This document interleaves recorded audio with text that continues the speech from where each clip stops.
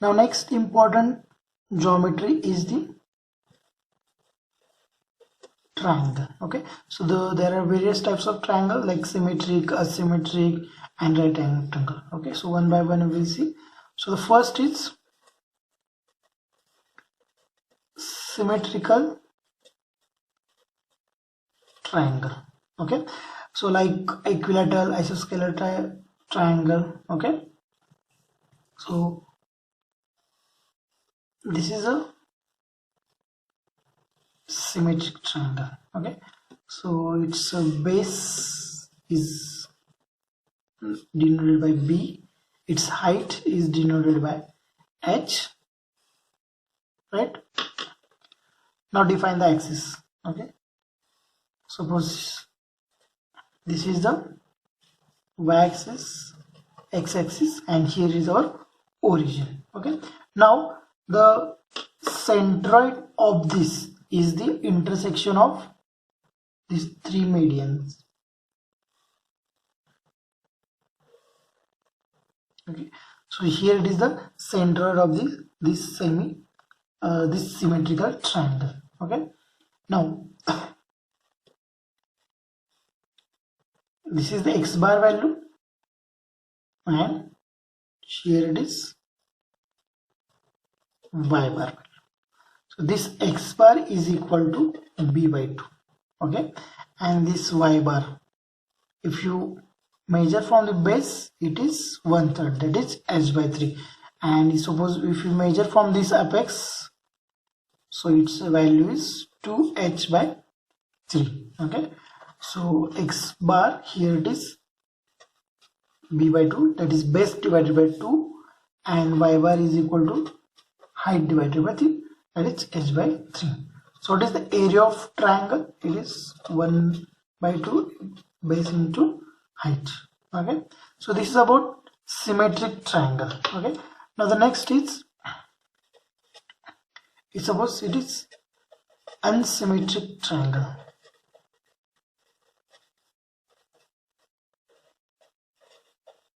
Okay, suppose it is unsymmetric triangle like this. Okay, so this is the height of a triangle H. Okay, this is right angle triangle.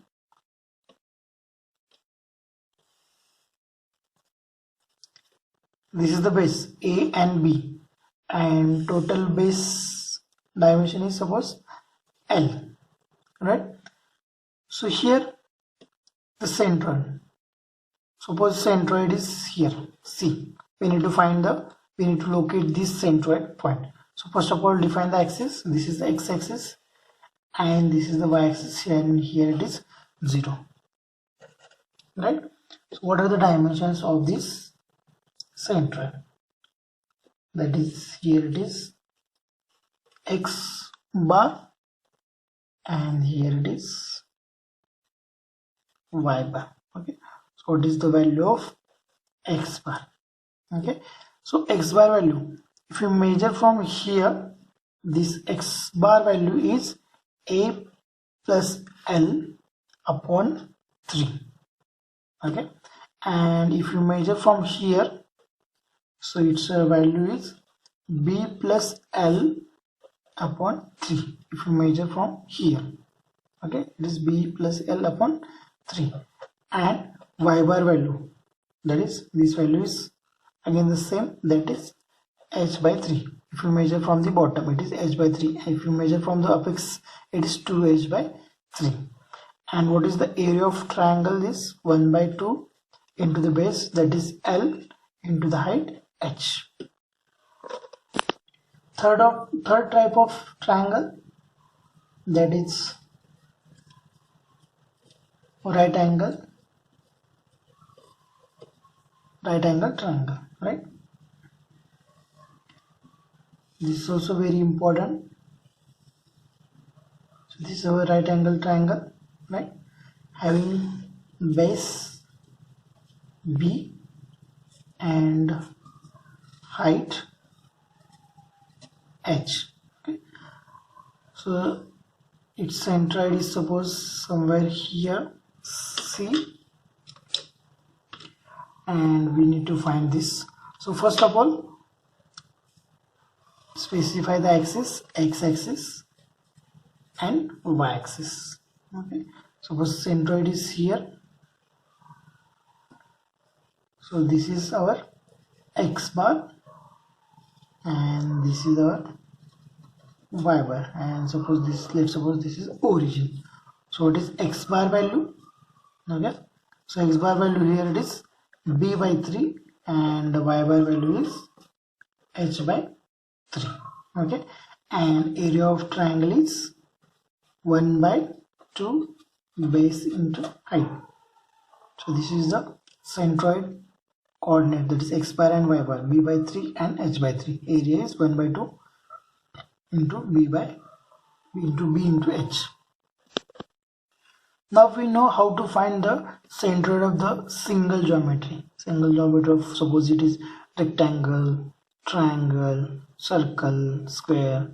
If it is a single geometry, then we know how to find the centroid. But if suppose it is a composite geometry means if suppose it is a combination of triangle and rectangle and a semicircle, if suppose it is a combination of this geometry, then if suppose it is composite geometry, then how to find the geometry of how to find the centroid of those geometry. Okay, so there are steps or methods to find the centroid of composite geometry. Centroid means x bar and y bar value. Okay, so we will follow certain steps, and these steps are common for every geometry. Okay, let it be any geometry, these steps we need to follow. Okay, so the first step is select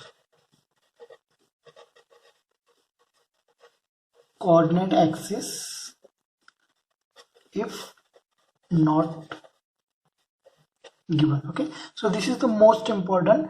We need to first select the coordinates axis. Okay, so that we can easily find the axis. We can easily find the coordinates of the centroid. If it is not given, we need to specify. And how to specify?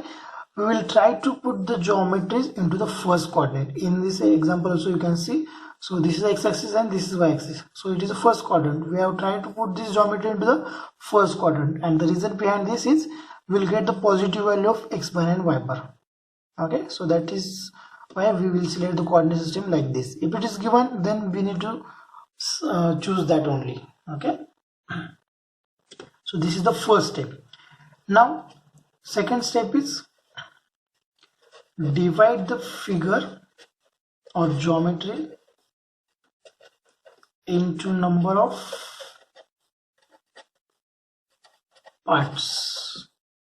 Okay, suppose here it is a composite geometry, okay, which is the combination of semicircle and rectangle. So divide this geometry into number of parts. So the first part and this is the second part. Okay, so these are the regular parts. We know how to find the centroid of this rectangle, and we know how to find the centroid of this semicircle, so we can easily find. So second step is divide. First step is define the axis. Second step is divide the figure into number of parts. Third step is check symmetry of figure. Okay, so this is also important step. We need to check whether it is symmetry or not. Okay, for example, suppose this is the geometry. Okay, now if you choose the axis, suppose if we choose the axis like this, x and y axis. Okay, so if you observe carefully the geometry, so this is symmetric about which axis? So this is symmetric about y axis. Okay, if you cut the object from here, so we can get two equal parts. Okay, so geometry of these two parts is equal. If you cut like this, if we will get the symmetric geometry? No. So this object is symmetric about which axis? Y axis. Now take the second example. If suppose geometry is like this, okay, so now in this geometry it is symmetric about x-axis, means horizontal. In this geometry was symmetric about vertical axis, and in this example the geometry is symmetric about x-axis. So we need to check whether the geometry is symmetric about any axis, whether horizontal or vertical axis. Okay, now if suppose it is symmetric about any axis, either horizontal or vertical, okay, then we can easily find the coordinates of this one coordinate of the geometry. Okay, so how we can find? Now see, if figure is symmetric about x-axis, then y bar is known.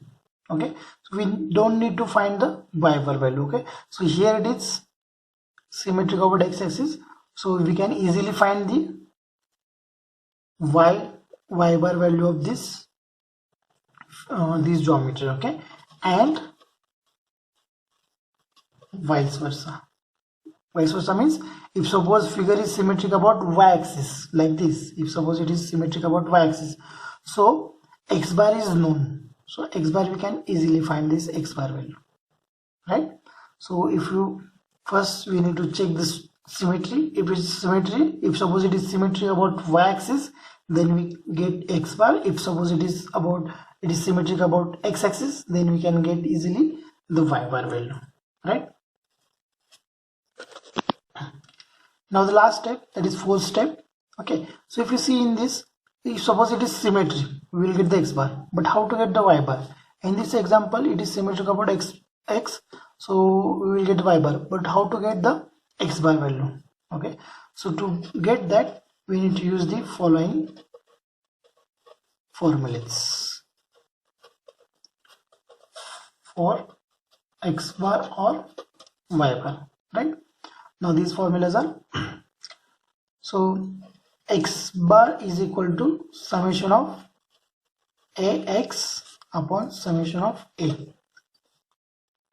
So this we can write a1 x1 plus or minus a2 x2, okay, up to number of parts. How many parts? Suppose 3 parts, then a3 x3, like this, divided by areas a1 plus a2 plus or minus an. Okay, so it's depend on number of parts.